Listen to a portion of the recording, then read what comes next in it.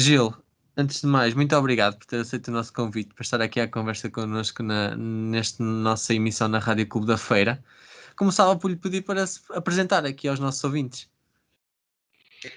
Ora, muito boa tarde. Antes de mais, muito obrigado pelo convite. Portanto, o meu nome é Gil Gonçalves, eu sou professor na Faculdade de Engenharia da Universidade do Porto e tenho vindo a desenvolver atividade em diversas áreas relacionadas com engenharia informática, engenharia eletrotécnica e recentemente, em 2019, criámos aqui um laboratório que é o Digital and Intelligent Industry Lab, em que o objetivo deste laboratório é agregar um conjunto de projetos de investigação que são desenvolvidos por vários colegas, quer da área da engenharia eletrotécnica, quer da engenharia informática, quer até da engenharia mecânica e da gestão industrial, que estão muito ligados a uma tendência recente que é a indústria 4.0.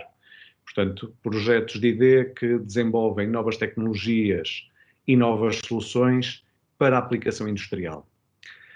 Em simultâneo com estas atividades de investigação, nós começamos também a desenvolver alguma atividade mais de aproximação, nomeadamente aos alunos do ensino secundário e do segundo ciclo.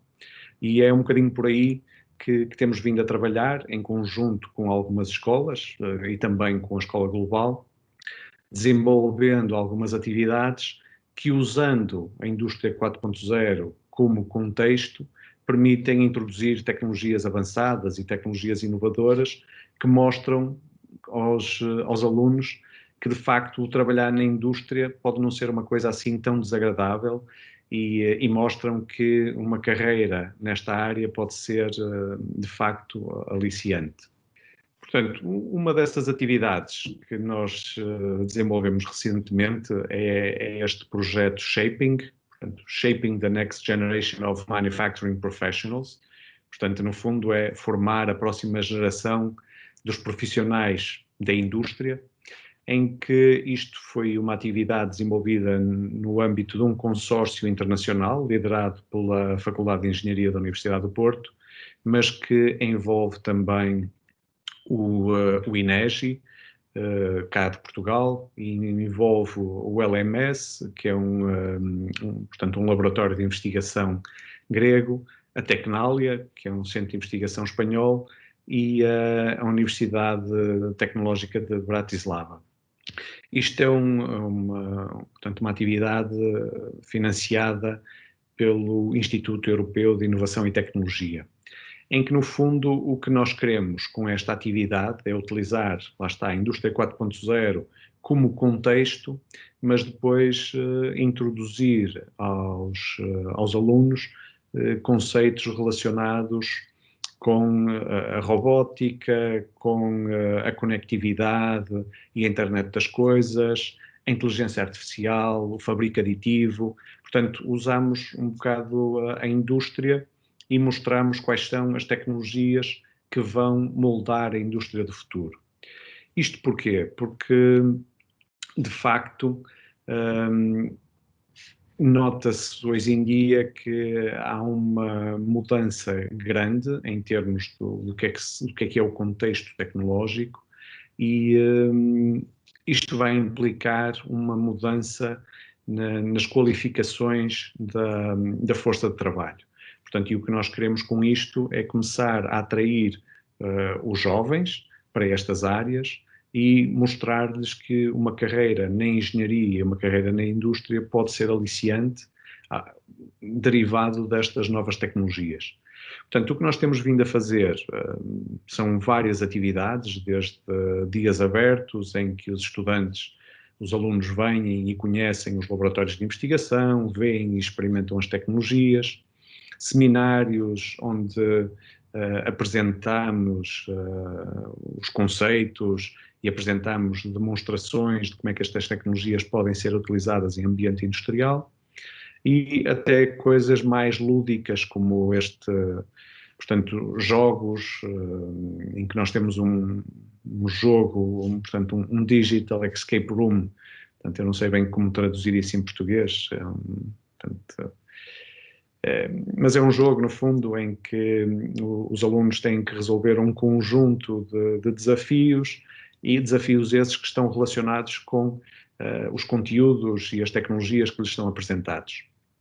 E temos depois uma outra atividade que designamos por Teaching Factories for Kids, que é esta que eu vou falar um bocadinho mais em detalhe, e que no fundo permite apresentar as tecnologias e permite aos alunos explorarem essas tecnologias e brincarem com elas, portanto, perceberem de facto como é que as coisas funcionam. Esta motivação, portanto, a utilização deste conceito da indústria 4.0 como contexto e como motivação para introduzir estas novas tecnologias, está também relacionado com uma tendência que se tem verificado ao nível industrial. Portanto, nós estamos naquilo que hoje se designa como a quarta revolução industrial. Portanto, é a quarta porque já existiram 3 antes, não é? Portanto, foram identificadas 3 anteriores. A primeira revolução industrial, que é aquela que nós estudamos no livro de História, que está relacionada com a introdução do vapor, das máquinas a vapor, não é? Portanto, com a mecanização da produção. Depois a segunda revolução industrial, que veio com a introdução do conceito de produção em massa e da linha de produção, e também com a introdução das máquinas elétricas. Depois a indústria 3.0, a terceira revolução industrial, já com a introdução da automação dos computadores e dos sistemas eletrónicos no chão de fábrica, portanto isto na década de 70, ou a chegar à década de 70 do século passado, e hoje em dia nós estamos naquilo que se designa a quarta revolução industrial, portanto em que temos então os sistemas ciberfísicos de produção, temos a internet das coisas, os digital twins, a introdução de robôs cada vez com mais tarefas no chão de fábrica, e não apenas a trabalhar isoladamente, mas a trabalhar de forma colaborativa com as pessoas, não é? Portanto, e isto tudo cria este contexto, então, da indústria 4.0. Esta indústria 4.0 acaba por ser um contexto interessante para podermos mostrar aos alunos, portanto, e aos mais jovens, como é que as novas tecnologias vão formatar a indústria do futuro. Portanto, e o que nós fizemos foi desenvolver esta atividade do Teaching Factories for Kids, em que a ideia é eles aprenderem como é que as diferentes tecnologias podem ser conjugadas para criar uma linha de produção avançada, em que nós aqui usamos a ideia de criarmos uma linha automática para a produção de pizzas, em que os alunos vão, através de impressão 3D, construir um conjunto de componentes, desde pequenos robôs que manipulam os ingredientes até robôs que transportam as pizzas entre as zonas onde elas são produzidas. Portanto, e fazem isto utilizando o fabrico aditivo, não é? Portanto, com impressão 3D eles conseguem construir estes elementos físicos, incorporam depois elementos mais ligados à parte de eletrónica, pequenos microcomputadores e sensores e atuadores para criar toda a dinâmica, e têm depois a parte de automação, a parte de controlo e de programação, que lhes permite perceber então como é que estes sistemas ciberfísicos são construídos, permitem-lhes perceber também a questão da comunicação e a internet das coisas, portanto a conectividade entre os vários elementos que existem no chão de fábrica, e também toda a componente associada à robótica. Pronto, isto ilustra aqui um bocadinho o tipo de atividades que temos desenvolvido nesta lógica também de ligação à comunidade, nomeadamente de ligação aos alunos. Muito bem, Gil. Perguntava-lhe então que espaço, na verdade, veio este laboratório Digital Intelligent and Industry Lab ocupar aí? Isto, no fundo, tem aqui dois aspectos importantes. Um foi a criação de um laboratório que é relativamente horizontal ao nível da Faculdade de Engenharia, que envolve aqui projetos de investigação com docentes de diferentes departamentos, portanto isto também foi uma novidade, não é? Por outro lado, nesta perspectiva da ligação à comunidade e com este tipo de atividades que temos vindo a desenvolver, o laboratório acaba por ajudar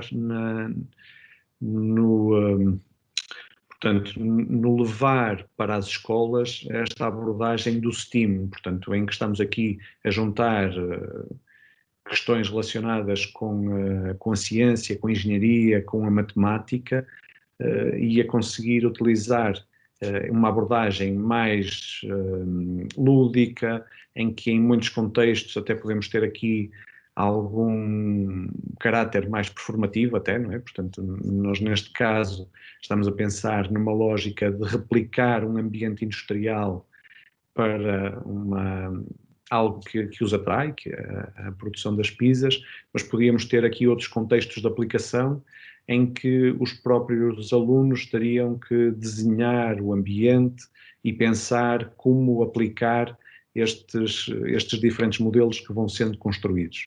Portanto, o Digital and Intelligent Industrial Lab, para além de ser um elemento importante ao nível da investigação e até de contribuir para que os resultados de exploração da investigação sejam levados para a indústria, tem também depois esta vertente de poder contribuir para atrair os mais jovens para uma carreira futura na área da engenharia e até na área da indústria.